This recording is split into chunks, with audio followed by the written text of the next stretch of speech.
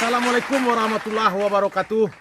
Dun sana basua Bali dalam program Cilote Lapau episode nan kampe 22.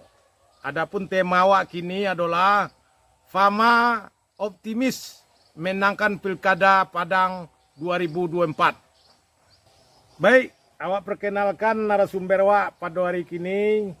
Yang pertama adalah Pak Mistion. Assalamualaikum. Tokoh masyarakat awak, kemudian Pak Surya, Assalamualaikum warahmatullahi wabarakatuh. tokoh pemuda, dan seterusnya Buya Iskandar, Assalamualaikum warahmatullahi wabarakatuh. anggota DPRD terpilih dari Partai Nasdem. Baik Buya, sesuai dengan judul awak kini, Fama optimis menangkan Pilkada 2024, atau sejauh mana Buya memetakan politik Fama itu secara geopolitik. Silakan seketik Buya. Oke, Assalamualaikum warahmatullahi wabarakatuh. Waalaikumsalam. Terima kasih Danaro. Dalam Cilote Lapau kini kami dari Partai Nasdem lah khususnya bersyukur berbahagia dengan telah diberikannya rekomendasi pasti oleh DPP Partai Nasdem untuk pencalonan Fadli Amran berpasangan dengan Pak Maigus Nasir. Nah, ini ternyata membuat bertambah optimis untuk pilkada besok di Kota Padang. Di samping secara politik kepartaian, alhamdulillah kami merasakan Partai Nasdem cukup diminati oleh masyarakat. Satu. Yang kedua, teman koalisi, kami juga bersyukur beberapa partai koalisi itu sudah memastikan untuk bergabung mendukung Fama. Di antaranya ada PKB, ada Golkar, ada P3, ada PDIP, dan insya Allah mungkin ada partai lain yang akan menyusul. Artinya dari sisi politik, peta politik di Kota Padang, dengan bergabungnya kawan-kawan dari berbagai partai politik yang ada, tentu akan sangat menambah potensi pemilih. Jadi mau tidak mau, suka atau tidak, misalnya Nasdem, Partai Nasdem hanya mendapatkan 59 dari sisi pemilihan legislatif kemarin, 59.000. Ketika itu ditambah jumlahnya dengan partai-partai lain, itu sudah sangat signifikan. Walaupun tidak hubungan linier antara pemilih legislatif dengan pemilih wali kota atau kepala daerah. Tetapi kami melihat kecenderungan masyarakat kita, dia biasanya akan memilih tokoh atau calon pemimpin yang dipilih oleh tokoh anggota dewannya. Itu ada kecenderungan seperti itu. Nah, mudah-mudahan ini, kalau ini terbukti, insya Allah kita sangat layak untuk optimis. Dan optimis itu kan salah satu juga ajaran agama awak. Tidak boleh pesimis, bahkan harus optimis. Apalagi di politik. Nah, kita tambah, ada sedikit potensi dari Pak Maigus Nasir. Kalau selama kau membayangkan hanya Fadli Amran, sekarang dengan masuknya sebagai calon wakil wali kota Pak Maigus Nasir, tentu ini juga akan menambah berbagai kantong-kantong suara yang selama ini sebagai politisi yang sudah lama di legislatif, suara-suara pendukung Pak Maigus juga akan, insya Allah akan menambah potensi optimis ini. Bokiro itu alasannya kita optimis. Baik, kini awak bergeser ke tokoh masyarakat awak, Pak Mistion. Apa sih harapan dari masyarakat yang akan Bapak sampaikan? Mulai bisa lo deh sampai lo Buya ke pasangan Fama kok kan. Silakanlah seketik Pak Mistion. Assalamualaikum warahmatullahi wabarakatuh. Terima kasih Pak Naro memberikan kesempatan kepada Ambo tentang harapan masyarakat.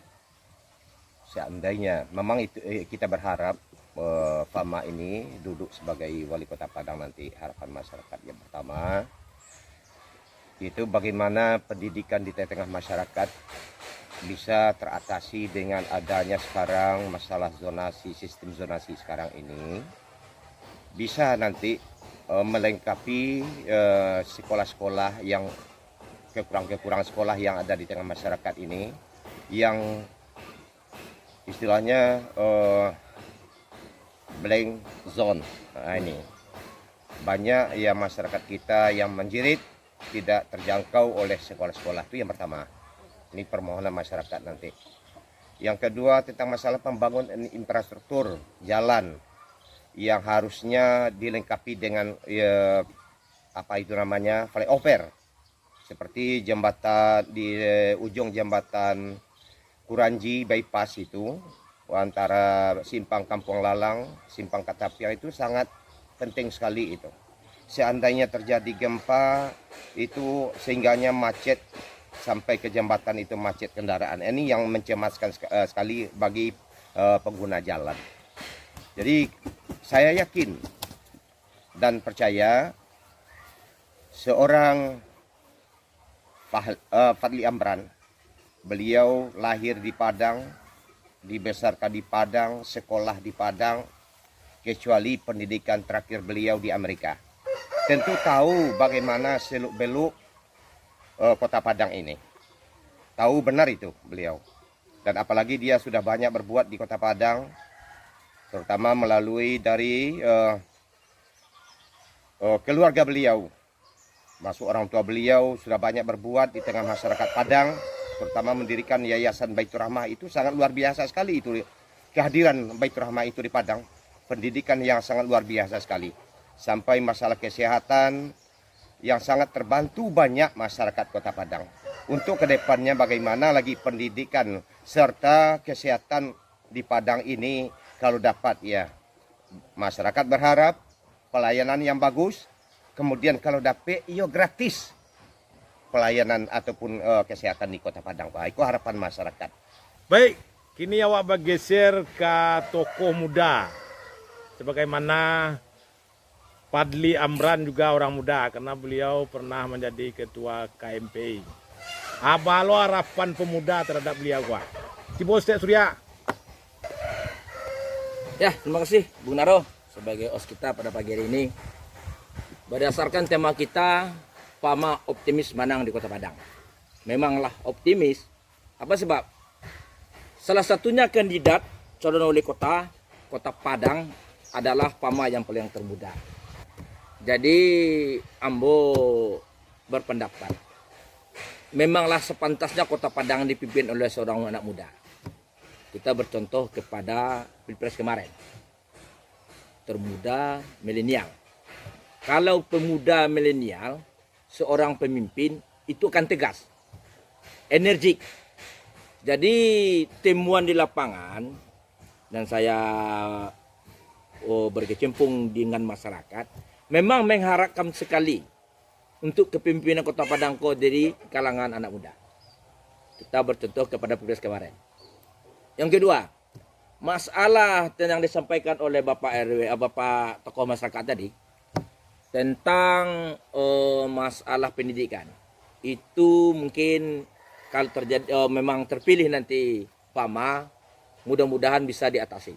Itu pun harapan kita ke depannya gitu. Jadi saya selaku anak muda mengajak, menghimbau anak muda di Kota Padang, mari kita pilih, mari kita acungkan anak muda ini lagi. Lah bosan awak jurang gek-gek kau pemimpin. Anca anak muda lah. Anak muda aku siang malamnya tegas berkecimpung dengan masyarakat. Nak do hambatannya do. Kalau nan tua-tua ko kan yang ingin ko nyo lagak barangin anyo demam Ya. jadi wak lah menginginkan pimpin anak muda. Satu-satunya Fama Fadly Amran calon wali kota yang termuda di Kota Padang. Ya. Jadi alangkah baiknya kita memilih Fama untuk memimpin Kota Padang. Terima kasih. Baik, Bia. Fama mungkinlah resmi, tapi dengan kuatnya pasangan ini ada isu miring yang mengatakan Fadly Amran kurang berhasil di Padang Panjang. Kalau menurut Bia, silahkan Stek Bia.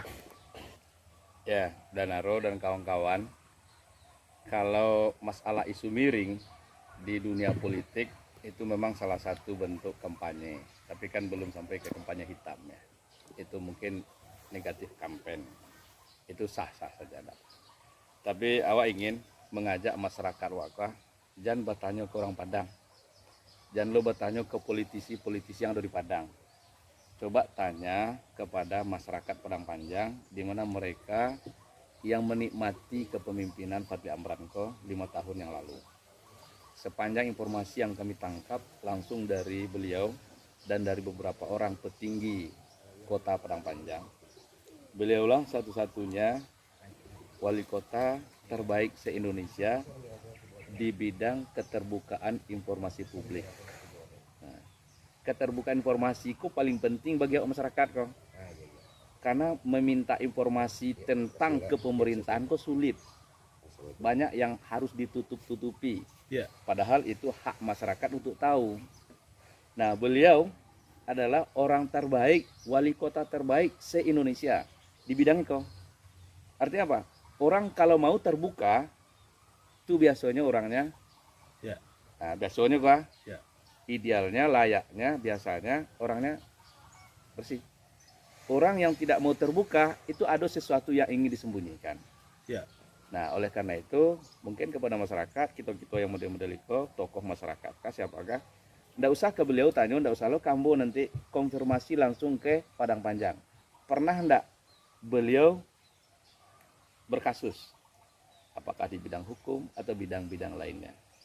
Tapi sepanjang yang ambo pahami, nah ini terkait nanti Jo, yang disampaikan harapan oleh Pak Mistion, tokoh masyarakat kita, bahwa salah satu persoalan di Padang adalah pendidikan.